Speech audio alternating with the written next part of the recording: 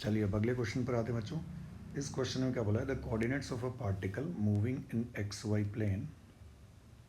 एक पार्टिकल जो है एक्स वाई प्लेन में चल रहा है, इसका एक्स डायरेक्शन का डिस्प्लेसमेंट है एक्स इक्वल्स टू 2+4t, और देखिए वाई डायरेक्शन का इसका डिस्प्लेसमेंट जो है, वाई डायरेक्शन डिस्प्लेसमेंट है 3t+8t²। ये इस पार्टिकल का एक्स और वाई डायरेक्शन का डिस्प्लेसमेंट है। अब पूछा the motion of particle is non uniformly accelerated. पहला ऑप्शन नॉन यूनिफॉर्मली एक्सेलरेटेड है कि नहीं है, तो इसको हम चेक करने के लिए क्या करेंगे बच्चों, इसको एक बार डिफरेंशिएट कर दीजिए। वेलोसिटी क्या आ जाएगी, वेलोसिटी आ जाएगी एक्स में 4, वाई डायरेक्शन की वेलोसिटी क्या हो गई बच्चों 3+16t।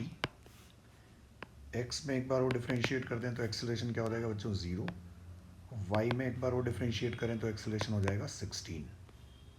इसका मतलब इस पार्टिकल पर इस पार्टिकल का एक्सेलरेशन जो है, एक्सेलरेशन की वैल्यू क्या हो गई, एक्सेलरेशन सिर्फ वाई डायरेक्शन में लग रहा है, और जो कि कितना है बच्चों 16, वो कांस्टेंट है। तो देखिए पहला ऑप्शन तो इसका हो गया गलत, नॉन यूनिफॉर्मली एक्सेलरेटेड।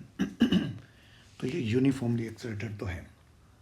सेकंड बोला है uniformly accelerated having motion along straight line, वो भी देखिए बच्चों गलत हो गया। क्यों, क्योंकि इस पार्टिकल की एक्स में भी वेलोसिटी है, वाई में भी वेलोसिटी है, तो मोशन वन डायमेंशन या स्ट्रेट लाइन में तो नहीं है, ये भी गलत हो गया।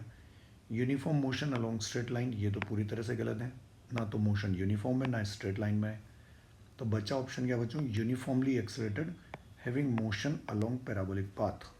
यूनिफॉर्मली एक्सेलरेटेड भी है, और मोशन अलोंग पैराबोलिक पाथ कैसे हैं, देखिए हम पैराबोला की इक्वेशन निकालने के लिए जैसे प्रोजेक्टाइल मोशन में कर दें, यहाँ से अगर मैं टाइम की वैल्यू फाइंड आउट करूँ बच्चों, तो टाइम टी इक्वल्स टू क्या मिल जाएगा, टाइम टी की वैल्यू आ जाएगी x-2/4।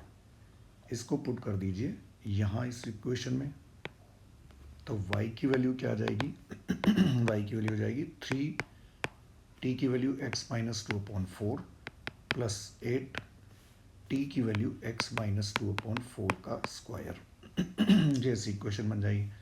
तो देखिए ये एक पैराबोला की इक्वेशन हो गई, मतलब पार्टिकल का पाथ कैसा हो जाएगा, पैराबोलिक। तो पार्टिकल का पाथ क्या होगा, पैराबोला। हमारे पास जो प्रोजेक्टाइल मोशन में इक्वेशन आती है बच्चों, प्रोजेक्टाइल मोशन की इक्वेशन आपको याद होगी, वो इसी तरह की आती है x tan θ minus half gx² cos square theta. तो उसी तरह की ये भी इक्वेशन है। यहाँ पर x की पावर 1 है, यहाँ पर x की पावर 2 हो गई, तो ये भी पैराबोला की इक्वेशन होगी। तो करेक्ट ऑप्शन इसका कौन सा हो जाएगा बच्चों, फोर्थ।